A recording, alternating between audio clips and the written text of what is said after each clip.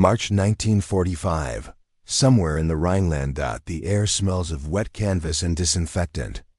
Inside a converted schoolhouse near the collapsing Western Front, American field nurses move between rows of iron cots, their boots echoing against cracked tile floors. Outside, the thunder of artillery has finally stopped. The silence feels heavier than the shelling ever did. Spring rain taps against shattered windows, and in that strange quiet between war and peace, a young woman lies trembling beneath a thin olive blanket, her eyes fixed on the water-stained ceiling. She wears the tattered remnants of a Wehrmacht auxiliary uniform. Her hands grip the blanket's edge so tightly her knuckles have gone white. When the American nurse approaches with scissors to cut away the soiled fabric around her thigh wound, the girl's voice breaks the silence not with a scream, but with a whisper that carries the weight of something far heavier than shrapnel. "Please, don't lift my skirt." The nurse pauses. She has heard many things in these makeshift hospitals, prayers in a dozen languages, curses, the names of mothers called out in delirium. But something in this plea is different. It carries not the fear of pain, but the fear of revelation. By the spring of 1945, the Third Reich was collapsing like a building whose foundation had been dynamited. The 1,000-year Reich had lasted 12. On both the Eastern and Western fronts, millions of German soldiers were surrendering in numbers that overwhelmed Allied logistics. Prisoner of war compounds swelled beyond capacity. Farmhouses, schools, warehouses, anything with four walls became temporary holding facilities. And among the endless columns of exhausted, defeated Wehrmacht soldiers came a smaller, quieter stream of women. They wore uniforms too. Blitzmittel, they were called. Lightning girls, the women of the Reichsarbeitsdienst, the Wehrmacht auxiliaries, the Luftwaffe communications units, the flat batteries that defended German cities when there were no men left to do so. Hitler's regime had promised them glory serving the fatherland. In the end, it delivered them into captivity, hunger, and a particular species of shame that had no equivalent in the official narratives they'd been fed. American forces had expected to encounter female German military personnel. They had not expected the condition in which they would find them. The medical protocols were clear. Treat all prisoners humanely, prioritize life-threatening injuries, maintain proper documentation. First Lieutenant Margaret Whitmore, an Army nurse from Toledo, Ohio, had treated hundreds of wounded prisoners by March 1945. She had dressed burns, extracted shrapnel, held down screaming men during amputations performed without proper anesthesia. She thought she had seen everything war could do to the human body. When she knelt beside the young German auxiliary and gently tried to lift the blanket, the girl's hand shot out and gripped her wrist with surprising strength. "Bit," she whispered again. "Please." Her eyes weren't focused on the nurse's face, but on something beyond her, something invisible and terrifying. Lieutenant Whitmore had been briefed on many things. She knew about mines disguised as children's toys. She knew about fanatic Hitler youth who might feign surrender and then detonate grenades. She knew about typhus and lice and the diseases that flourished in the collapse of sanitation. What she hadn't been briefed on was this, the particular paralysis that gripped young German women who had spent months not fearing American bombs but fearing the men in their own uniforms. The wound on the girl's thigh was real. Enough a shrapnel laceration from an artillery shell that had struck her unit's convoy 3 days earlier. But when the nurse finally, carefully, lifted the hem of the torn skirt, she found something else, bruises, not the purple-yellow marks of impact injuries, but the finger-shaped shadows of hands gripped too hard. Bruises on the inner thighs, bruises around the hips, the kind of bruises that told a story no official Wehrmacht report would ever record. The girl was 19 years old. Her name was Greta Hoffmann, though it would be weeks before she spoke it aloud. She had joined the Reichsarbeitsdienst in 1943, When her two brothers had already fallen on the Eastern Front and her father had disappeared into the insatiable meat grinder of Stalingrad. The propaganda posters had shown beautiful young women in crisp uniforms, serving coffee to grateful soldiers, operating radios and typewriters, contributing to the sacred defense of the Heimat. They had shown strength, purpose, patriotic sacrifice. They had not shown what happened when the front collapsed and discipline dissolved and the mythical invincibility of the Wehrmacht revealed itself to be a fiction written by men who would never be held accountable. By 1945, the German military was a hollowed shell. Its leadership was fractured, its supply lines severed, its ideological certainties shattered against the combined industrial might of nations it had underestimated. And in that collapse, in the chaos of retreat, certain protections evaporated. Official regulations forbade sexual assault within the military. Official regulations also forbade retreating, surrendering, or acknowledging that the war was lost. Reality had stopped obeying regulations sometime around Stalingrad. The stories emerged slowly, cautiously, in the days and weeks after capture. Not all the female prisoners spoke of it. Many never would. But enough whispered their truths to American nurses and female interrogators that a pattern became impossible to ignore. The enemy they had learned to fear most was not always the one firing shells from the opposite trench. Lieutenant Whitmore cleaned and dressed the shrapnel wound in silence. Her hands worked with the automatic precision of training, but her mind struggled with a dissonance that training had not prepared her for. She had been raised on stories of German brutality, the blitzkrieg across Europe, the concentration camps, the systematic machinery of conquest and murder. The enemy was supposed to be monolithic, unified in its evil. This trembling girl beneath her hands fit nowhere in that narrative. She was both perpetrator and victim, citizen of a regime that had unleashed unspeakable horror, and yet also a teenager who had been used and discarded by that same regime. The moral mathematics didn't balance. In the official records, these stories occupy a strange void. The Nuremberg trials would document atrocities on an industrial scale. Historians would spend decades analyzing the mechanisms of genocide, the logistics of invasion, the grand strategic failures of Hitler's military adventurism. But the smaller violence, the intimate brutality that happened in supply depots and field hospitals and temporary barracks during the retreat, this left fewer paper trails. It was documented in medical reports filed by Allied nurses, in the private letters of chaplains, in the testimony of women who spoke to American and British investigators but whose voices were often deemed less significant than the testimonies about gas chambers and firing squads. Lieutenant Whitmore wrote in her report, "Patient presents with shrapnel wound to left thigh, multiple contusions consistent with assault. Patient extremely agitated and resistant to examination. Psychological trauma evident." The language was clinical. It had to be. But that night, in a letter to her sister back in Ohio, she wrote something different.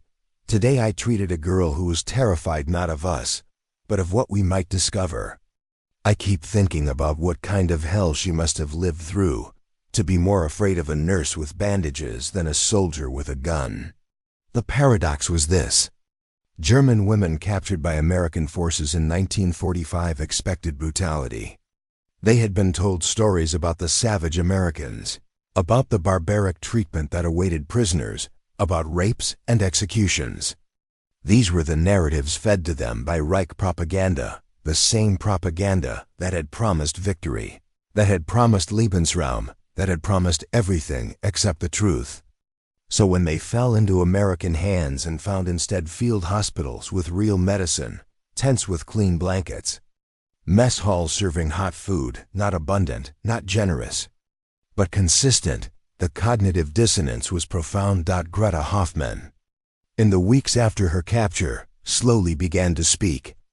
Not in formal interrogations, she knew nothing of military value, but in the quiet moments between medical checks, when the same nurse would sit beside her cot and simply wait.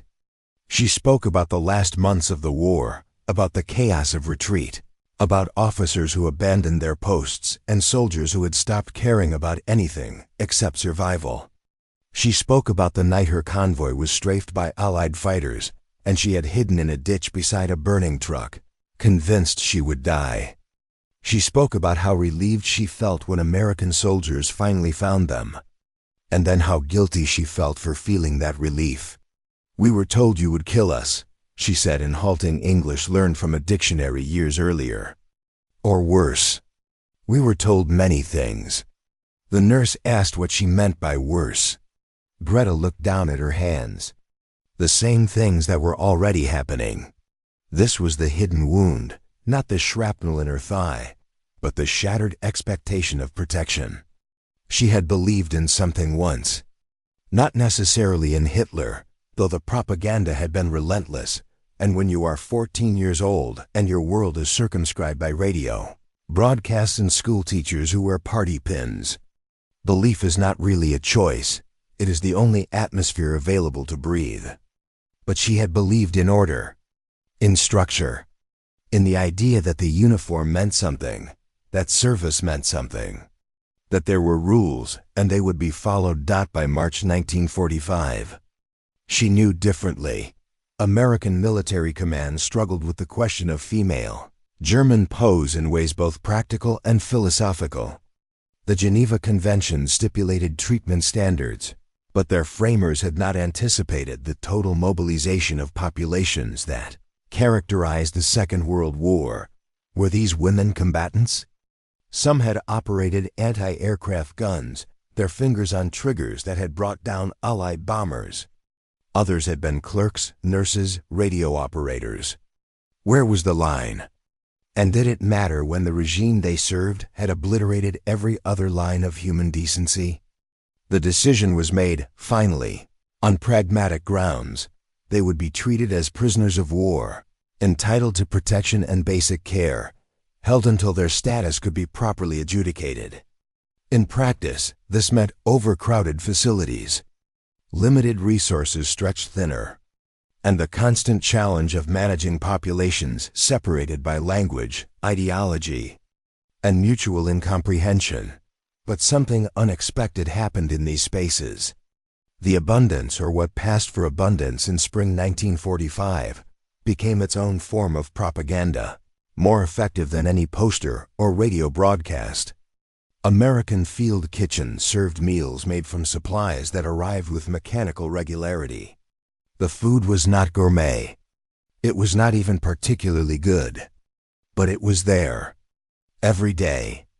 Beans and canned meat and dense bread and weak coffee. To German prisoners who had spent months on shrinking rations, who had watched their own supply lines crumble, who had scavenged from abandoned farms and traded cigarettes for turnips. This consistency was a revelation. Greta remembered her first meal in American custody. It was served on a metal tray, portions measured with utilitarian precision. She had expected starvation rations, punishment, cruelty. Instead, there was food. Enough food. She ate slowly, waiting for someone to snatch the tray away, to reveal it as a trick. No one did. The next day, there was food again. And the next. The abundance was not generous, it was merely adequate, but adequacy itself seemed miraculous. One of the recurring objects in her memory became the tin cup. Standard issue, dented, stamped with U.S. military markings. Every morning it was filled with coffee.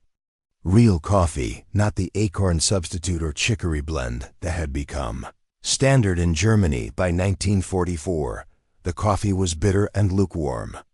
But its existence testified to something she was only beginning to understand. The Americans had so much that they could give prisoners real coffee. Not as charity. Not as propaganda. Simply as a matter of course, because their supply chains functioned. Because their industrial capacity was so vast that even the waste products of their abundance exceeded what the Reich could provide its own citizens. She would hold that tin cup in both hands, feeling its warmth, and think about the promises she had been told. Germany was supposed to be the master race, destined to rule, inherently superior. These were the bedrock claims of the ideology she had grown up under. And yet here she sat, a prisoner, drinking coffee provided by the enemy, who were supposed to be inferior, degenerate, weak. The evidence in her hands contradicted everything she had been taught. The cognitive dissonance was painful. Like a bone healing badly that must be broken again to set properly, the American nurses were not naive. They understood that humanitarian treatment served strategic purposes. Healthy prisoners caused fewer problems. Cooperative prisoners provided better intelligence. Decent conditions undermined enemy morale. But understanding the strategic calculus didn't diminish the human moments. Lieutenant Whitmore, changing the dressing on Greta's wound for the 5th time, asked if the girl had family she wanted to contact. Greta shook her head. Her brothers were dead. Her father was dead, or might as well be. Her mother was in a city that might not exist anymore. The addresses kept changing as borders shifted and armies rolled over towns that became rubble. Then who do you have? The nurse asked. Greta looked at her with an expression that was ancient despite her 19 years. Nobody, she said. We all have nobody now. This was the Great Leveling. War had stripped away the myths and left only biology hunger, injury, exhaustion, the basic needs that transcended ideology. In the POW camps, German soldiers and auxiliaries learned a lesson their leaders never intended, that the Americans they had been taught to despise treated them better than their own officers had in those final desperate months. This truth was dangerous. It implied questions that undermined everything. If the Americans, the supposed plutocratic weaklings led by mongrels and Jews, they could organize logistics this effectively, could feed prisoners this consistently, could maintain medical care and supply chains, while simultaneously advancing on 2 fronts. What did that say about German superiority? What did it say about the entire edifice of racial hierarchy and Lebensraum and manifest destiny? These questions surfaced in the long hours of imprisonment. They surfaced in conversations conducted in whispers, in the dark corners of crowded barracks where women who had worn the same uniform shared the same disillusionment. Some rejected the questions, clung harder to the old certainties, insisted that Germany had been betrayed by weak leadership or saboteurs or Jews or any of the convenient scapegoats that ideology provides. But others, like Greta, sat with the discomfort and let it reshape them. By May 1945, the war in Europe was over. Hitler was dead in his bunker. The Reich he promised would last 1,000 years had survived 12 and was now being divided among the victors. In the POW compounds, the news arrived with a strange, muted quality. There was no celebration among the prisoners, but neither was there the despair that might have been expected. Instead, a kind of exhausted relief. It was over. The machinery of death had finally ground to a halt. Greta's wound healed. The shrapnel scar would remain, a puckered line along her thigh that would fade to white over the years. The other wounds, the ones Lieutenant Whitmore had documented as multiple contusions consistent with assault, those faded too, at least visibly. The deeper wounds, the ones that lived in flinches and nightmares, and the permanent recalibration of trust, those would take longer. Some would never heal completely. She was processed, documented, interrogated briefly by officers who determined she had no significant intelligence value. She was given papers and release orders and the address of a displaced person's camp in the British zone where she might find her mother if her mother was still alive. Before she left, Lieutenant Whitmore found her standing near the compound gate, holding a small bundle of clothes and the same tin cup she had drunk from every morning for 2 months. "You're supposed to leave that," the nurse said. Gesturing to the cup. Greta looked down at it. "I know," she said. "I will. I just..." She trailed off, unable to articulate what the object represented. It was just a cup. It was also evidence. Proof that the things she had been told were lies. that the world was more complicated than the certainties of ideology, that sometimes the enemy showed you more humanity than your own side had. She set the cup down on the gatepost and walked away. Lieutenant Whitmore watched her go. This girl-woman who had been enemy and patient, and something more complicated than either term could capture. She thought about the hidden wound, the bruises that told a story the official histories would likely omit. She thought about what it meant that the greatest fear this German soldier had faced wasn't artillery or bombers or the advancing Allied armies, but the men in her own uniform. And she thought about the strange, brutal education that war provided, that sometimes you only learned the value of human decency when it came from the people you'd been taught to hate. The tin cup sat on the gatepost for 3 days before someone took it for reuse. It was just a cup. But objects carry meaning beyond their material substance. That cup represented something that no Nuremberg trial would fully articulate. No strategic bombing survey would quantify. No official history would adequately document the power of basic human treatment to undermine totalitarian certainty. Food provided consistently. Wounds treated without cruelty. The simple, revolutionary act of being seen as a person rather than a unit of ideology. In the years after the war, Greta Hoffmann, who would eventually change her name, moved to Argentina, marry a man who never wore a uniform, and have 3 daughters to whom she rarely spoke about these years, would sometimes think about that spring in American custody. She would remember the fear that preceded it. The propaganda that had promised liberation would mean brutality. She would remember the cognitive dissonance of finding not brutality but bureaucracy, not cruelty but indifference mixed with occasional compassion. She would remember Lieutenant Whitmore's hands, gentle and efficient, wrapping clean bandages around wounds both visible and concealed. And she would remember the tin cup. In the architecture of memory, we build monuments to the moments that reshape us. Sometimes those monuments are grand: the fall of Berlin, the raising of flags, the signing of surrenders.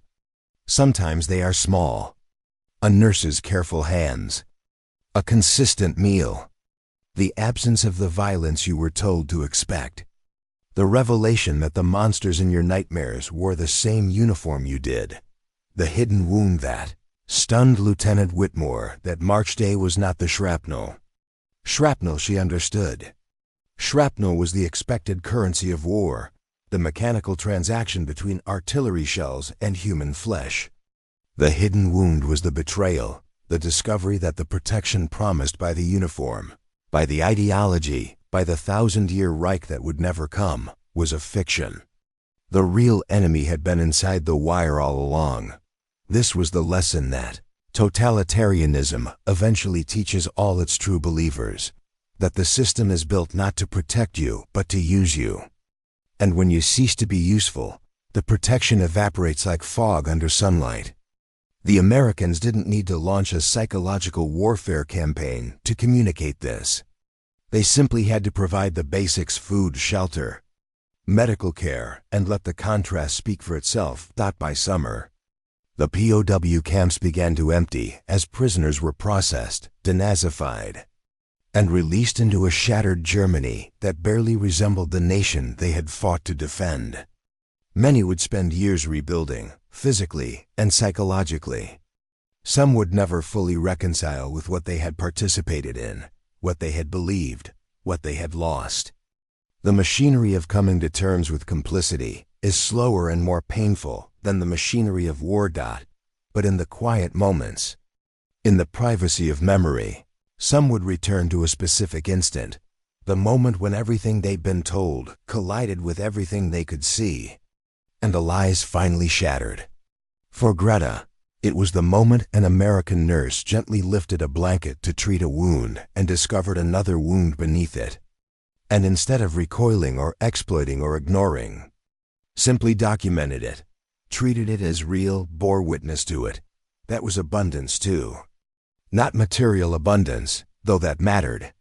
but the abundance of a system that could afford to see individuals as individuals, even enemy individuals, even when it would have been easier not to look.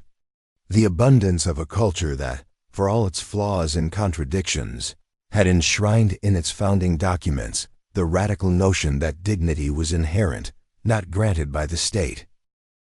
The Reich had promised glory and delivered only ash. America, the enemy, had made no promises at all, and yet delivered something resembling mercy. This is what the tin cup represented, the evidence that dismantled an ideology.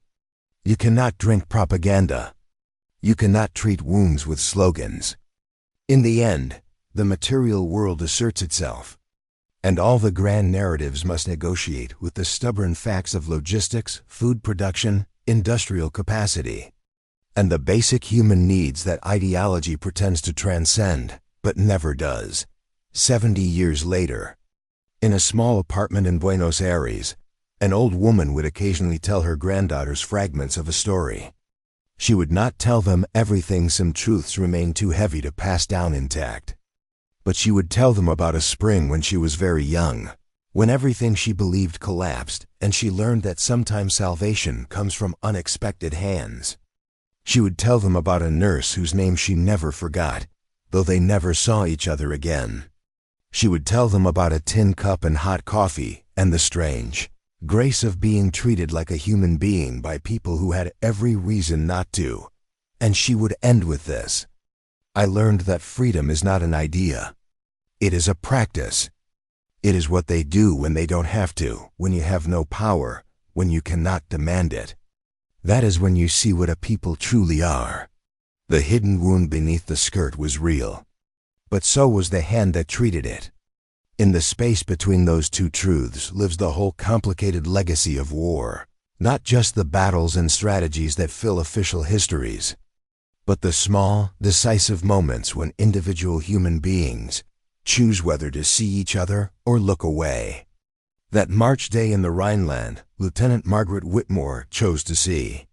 And in seeing, in documenting, in treating what others might have ignored, she became part of a story that transcended military victory or defeat, because in the end, the most devastating weapon deployed against totalitarianism was not the bomb or the tank or the fighter plane.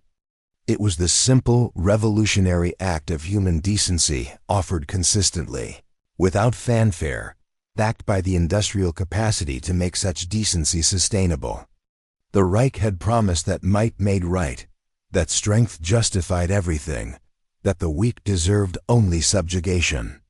And then it collapsed, and its believers found themselves weak. And the victors treated them with a humanity that made a mockery of everything they'd been taught. That was the wound that could not heal with bandages and time. That was the wound that had to be carried forward into a new world, where old certainties lay in ruins and the only way forward was to build something different from the rubble. The skirt was lifted. The hidden wound was seen. And in that seeing, something shifted, not in history, which would record the moment in a medical report filed in a forgotten archive, but in one young woman's understanding of what it meant to be human in a world where humanity had become a revolutionary act. This is what war teaches, when we are willing to learn it, that the smallest kindnesses matter most when everything else has been destroyed. That a tin cup of bitter coffee can contain more truth than 1,000 propaganda speeches. That sometimes the enemy you fear reveals the enemy you never suspected. And that in the midst of unimaginable cruelty, ordinary decency becomes extraordinary, not because it is rare in human nature, but because it is rare in the systems we build, the ideologies we serve, the machineries of violence we unleash and then cannot control. March 1945. Somewhere in the Rhineland, a nurse treats a wound. And in that moment, without knowing it, she becomes part of a testimony that will outlast all the monuments and memorials, all the official histories and strategic analyses, all the grand narratives about democracy and freedom. She becomes a witness to the simple truth that liberation is not just the absence of tyranny, but the presence of humanity offered person to person. Wound to wound, in the ruins of certainty. Under the indifferent spring rain,